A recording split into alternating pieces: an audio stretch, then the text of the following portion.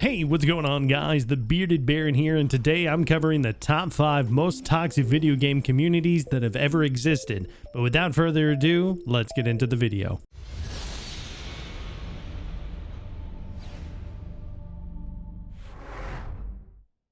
When people think about toxic in video games, they most likely think of League of Legends. This game first hit the scene back in October of 2009 and quickly became a commanding lead in the MOBA competitive scene. Being free to play, competitive, and team-orientated, it became a perfect mix of toxicity with poor sportsmanship, racist language, and hostile behaviors.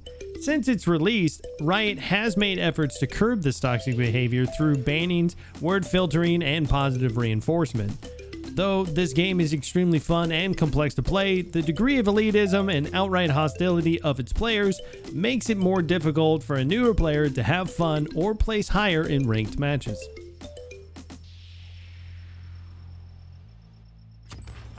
What could go wrong with a competitive first-person shooter with open comms when dying? I present to you Call of Duty. Call of Duty has become a figurehead of negative attitudes and toxic behavior since first coming out in October of 2003. Having voice chats in these games, it wasn't uncommon at all to have literal children screaming slurs whenever they met the wrong end of a barrel. Killing them, getting them killed too high or too low of a kill-death ratio was enough to set many of these people off. In later years, it became increasingly more difficult and toxic when Call of Duty decided to branch out into the esports arena. Now players were competing for cold hard cash, which made playing for fun much harder to endure.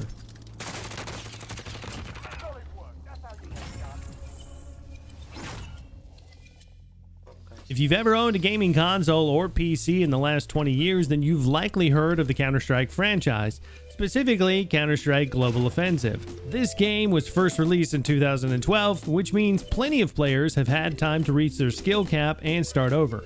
Smurfing in Counter-Strike has become a major issue for this game and is making matchmaking very one-sided.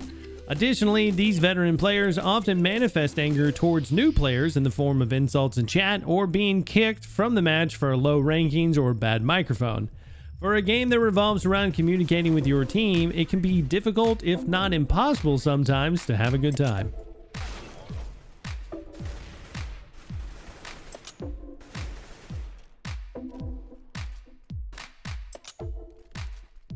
Dota 2 is often used as an example for poor attitudes and hostile behaviors within the MOBA communities. Coming out in July of 2013, this is yet another example of how free-to-play, competitive arenas, and team orientation all come together to form a hotbed of toxicity. As a result of being around for so long, new players experience smurfing from veteran players who have become bored with higher-ranked gameplay. Now, Valve has tried to combat this issue in recent years by developing some systems that match well-behaved players with other well-behaved players, but this almost hinders new players as characters are restricted from the game until the player has completed 25 matches. Now, before we go ahead and reveal the most toxic video game community on this list, here are a few runner-ups.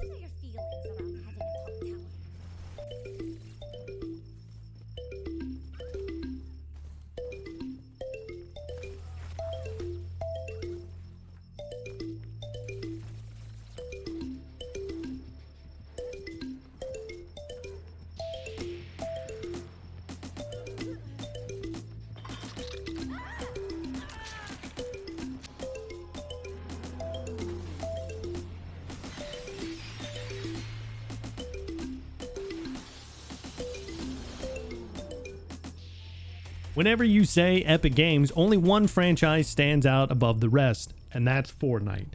While this game is newer than the rest on this list, having been released in 2017, it has grown in both popularity and toxicity over the years.